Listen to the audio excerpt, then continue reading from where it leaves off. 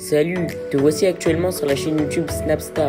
Sur cette chaîne, tu retrouveras tous les plus gros clashs de Snapchat et tous les plus gros buzz du moment. Surtout, n'hésite pas à t'abonner tout en activant la cloche des notifications pour ne rien rater du contenu exclusif de cette chaîne. Et oui, sur cette chaîne, tu retrouveras du contenu qui n'est disponible nulle part ailleurs. Sur ce, je te laisse avec la vidéo. Bon visionnage. Comme vous avez pu le remarquer en regardant le titre et la miniature de cette vidéo, aujourd'hui nous allons essentiellement parler de Nabil, de Magali et de Booba. Vous devez certainement tous la connaître, Magali Berda c'est la patronne de l'agence Shona Events, Booba c'est un rappeur et Nabil c'est un blogueur. Comme vous le savez, il y a quelques heures, Booba a balancé un audio de Nabil dans lequel il a dénigré Magali. Dans cette vidéo, Nabil est au bord du gouffre et il a enfin réagi à toutes les attaques de Booba. En effet, Nabil a fait des révélations chocs sur le comportement du rappeur et il n'a pas du tout mâché ses mots. Je vous laisse sans plus tarder avec son coup de gueule et n'oubliez pas que vous pouvez bénéficier d'avantages exclusifs en soutenant cette chaîne. La famille, là je vous ai mis des captures. Vous allez me dire c'est quoi le rapport avec Booba, mais j'y viens, vous allez comprendre. La conversation est très longue, mais c'est des captures. Donc il y avait un groupe avec toutes les victimes à qui elle devait de l'argent et les influenceurs qui avaient été mis en cause pour son événement arnaque. Donc il y avait moi, il y avait Cam Makeup, il y avait Rebecca, il y avait Manel Beauty, il y avait Soukaina, il y avait Poupette, il y avait plein d'influenceurs. Maintenant, ce qui s'est passé avant qu'on en arrive à la conclusion que ce soit une arnaqueuse et que on crée ce groupe. Quand moi elle m'a contacté, j'ai pleuré au téléphone avec elle, elle m'a expliqué qu'elle avait fait de la prison parce qu'elle a été accusée d'avoir tué sa fille, mais que c'était pas vrai, c'était un accident, c'est son autre fille qui l'a tuée. Enfin, une histoire de malade. J'étais organisatrice d'événements avant en Belgique, je fais des événements de fou, j'aimerais me remettre dans le bain pour sortir la tête de l'eau, j'ai vraiment voulu l'aider. Donc elle m'explique que elle a démarché plein d'influenceurs et que parmi ces influenceurs, elle a démarché une influenceuse de l'agence Shona Events, mais qu'elle s'est fait arnaquer par l'agence. Donc moi, je lui dis quoi? Comment ça tu t'es fait arnaquer? Elle me dit bah j'ai payé, je sais pas quoi, mais au final la vidéo, je dis je vais te régler le problème. Et ceux qui me suivent, ça fait longtemps que je le fais, je l'ai fait pour beaucoup de gens. Il y a beaucoup de gens, par exemple Maïsan, je l'ai connu comment? Maïsan aujourd'hui elle fait partie de ma bande, mais de base j'ai été contacté par une abonnée qui m'a dit j'ai été arnaqué par un placement de Maïsan ou je sais pas quoi, j'ai appelé Maïsan. Maïsan, il s'avérait qu'elle-même s'est fait arnaquer, elle a remboursé la cliente, etc. Donc c'est quelque chose que je fais très souvent. Moi elle me dit ça, je vais en parler publiquement, mais avant d'en parler publiquement, bah, j'appelle Magali. Magali, là il s'avère qu'il y a ça, c'est une arnaque, c'est quoi ce délire? La meuf elle s'est fait arnaquer, c'est moi qui l'aide, patati patata. Elle me dit, Magali, elle me dit, mais jamais de la vie, c'est pas possible. Je lui dis, bah moi, elle m'a dit ça. Elle me dit, ok, est-ce qu'il y a moyen que cette meuf, tu la ramènes au bureau? Je lui dis, ok. J'appelle la meuf de Belgique et je lui dis, écoute, je suis à Paris là dans la semaine, j'avais une interview avec Marco Mouli. Je lui dis, viens, comme ça je termine mon interview et je te ramène voir Magali, je te règle ton problème. Écoutez la moralité de l'histoire. Faites du bien aux gens et on vous chie dessus. Après mon interview avec Marco, je la ramène donc chez Magali, enfin au bureau. Elle expose le problème à Magali. Magali lui explique que la personne qui lui a vendu l'influenceuse ne travaille pas chez Shona Events, que c'est quelqu'un qui sous-traite et qui en effet la contacte pour prendre des influenceurs, vendre des posts, etc., etc.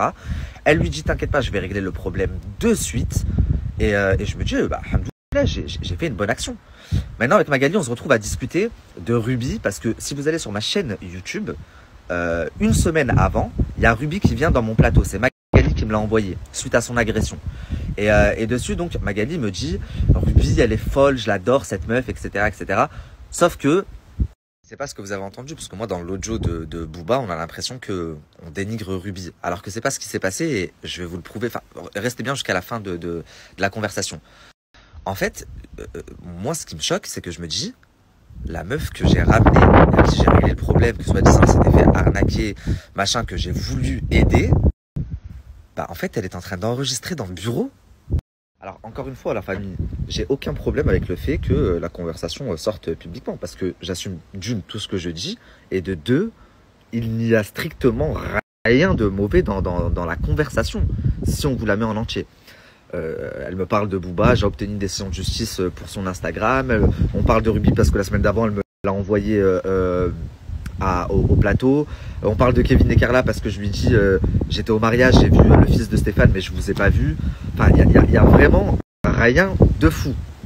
Mais il y a deux grosses choses qui me dérangent énormément. Donc la première, je vous l'ai dit, c'est le fait de me faire enregistrer par quelqu'un à qui j'ai voulu faire du bien, à qui j'ai voulu faire du rire.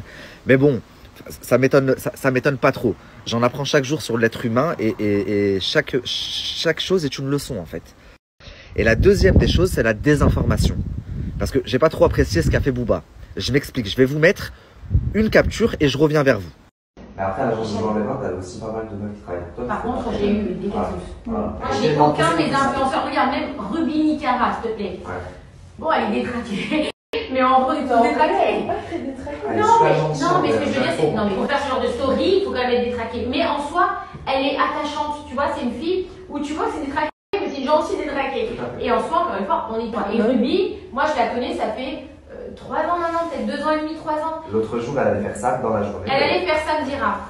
Elle m'appelle, elle me dit oui, Samedi Rap, machin. Parce que Ruby, elle m'écoute au doigt et à l'œil. Ça veut dire qu'elle est folle. Et je lui ai dit, Ruby, il n'y a pas de Samedi Rap. Tu vas aller chez Nabil. Donc du coup, j'ai appelé Nabil, je fais Nabil, je t'ai envoyé Ruby, elle n'ira pas. Et je lui ai fait annuler Samedi Rap le jour même. C'est vrai. Elle n'y est pas et je lui ai dit, moi, il n'y a pas. Elle a attendu 3 jours que moi je fasse son tournage pour venir. Il n'y a pas. C'est-à-dire, Samedi Rap, c'est mort, niette et enterré. C'est-à-dire que lui, je vais aller jusqu'au bout aussi. Ça va être un exemple. Ça va être mon deuxième exemple.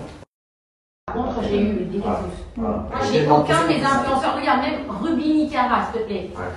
Bon, elle est détraquée. Mais en gros, ils sont détraqués.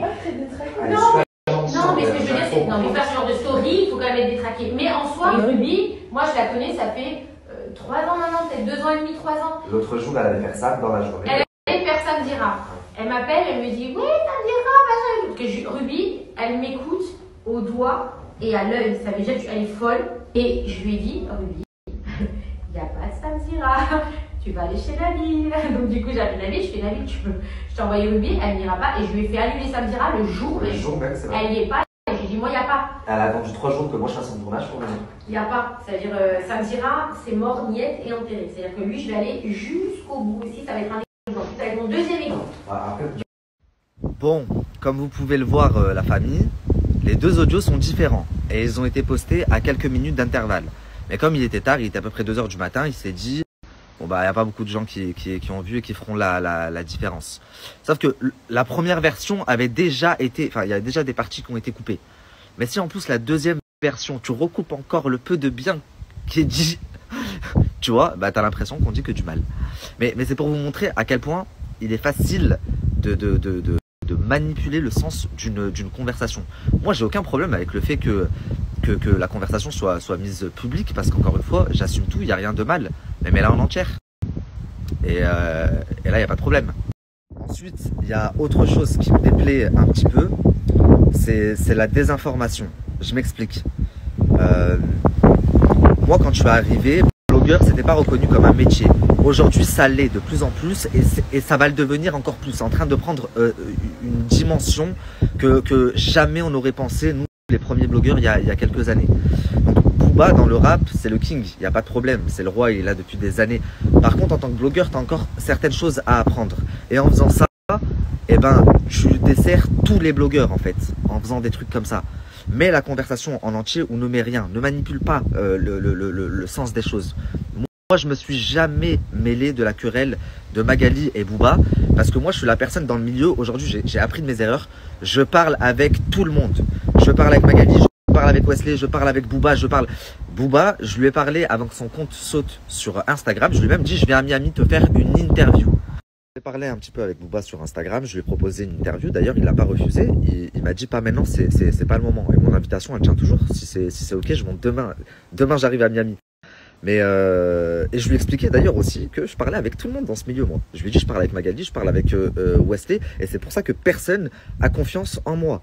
Mais là ça me dérange un petit peu d'entendre ma voix, parce que Ruby elle va se dire quoi? Elle va se dire moi je vais dans son tournage et lui derrière il me dénigre, alors qu'en soi on la dénigrait pas du tout. Si tu mets la conversation en entier, et ça me dérange absolument pas que tu la mettes, bah y a rien de mal.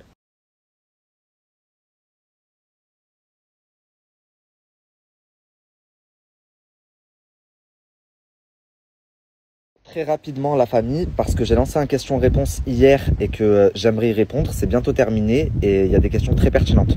Vous m'envoyez la story de Sam Zira, il y a quelques personnes qui m'ont envoyé, où il dit scandalisé par ce que j'entends. Alors, je ne vois pas ce qui te scandalise. Tu es en procès contre Magali, donc forcément, elle va pas envoyer ses candidats chez toi.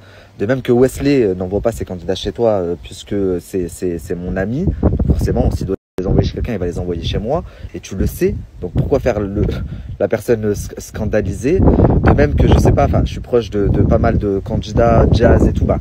Elles feront jamais rien avec toi, elles feront des choses avec moi, Sarah Frézou, etc. Mais c'est une question d'affinité, tout simplement. Donc pourquoi faire le mec scandalisé?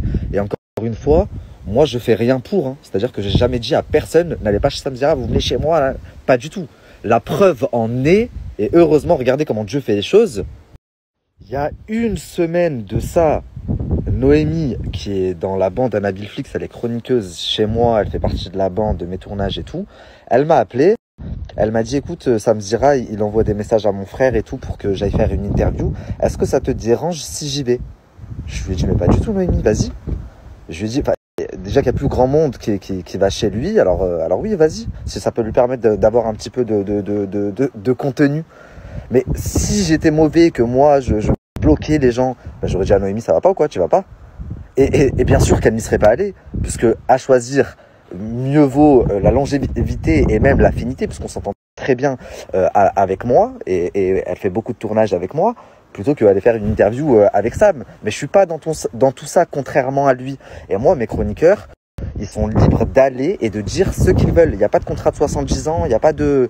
Donc voilà, juste ça. Merci à toi d'avoir visionné cette vidéo et surtout n'hésite pas à liker la vidéo et à nous donner ton avis dans l'espace commentaire. Sur ce, on se retrouve dans une prochaine vidéo. Peace.